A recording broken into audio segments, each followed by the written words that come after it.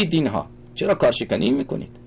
شما اگر خودتان خدمت امیرالمؤمنین علیه السلام نمی کنید، شما یک موقف ولایی، یک کار در راه نصرت حضرت زهرا سلام الله علیها انجام نمیدهید، چرا یک کسی دیگر اگر میخواد انجام بده در برابر او جبهه میگیرید؟ شما ملاعن، شما فسقه فجره، شما در برابر این همه بدعت ها کفرهای خامنه ای نه تنها ساکت هستید، همیاری هم میکنید. میدانید که امروز مردم ایران از دین برگشته، علتش کیست؟ علتش خامنه ای و خمینیه و علتش سکوت علمای شیعه است. خود خامنه ای در سخنرانی‌های خود مکرر متذکر می شود که اگر این نظام سقوط بکند بزرگترین لطمه را روحانیت میخورد. کاملا این درسته، کاملا این درسته، چون روحانیت آمده گدای در خامنه ای شده، چون روحانیت آمده مانند سگ دم میزنه بر دربار خامنه ای. به این خاطره، و الا اگر روحانیت حسابش را از نظام ایران جدا میکرد، خامنه ای سقوط بکنه نکنه، روحانیت و مرجعیت حوزه علمیه پابرجا میماند، چون حساب اینها جدا میشد. اما امروز اینطوری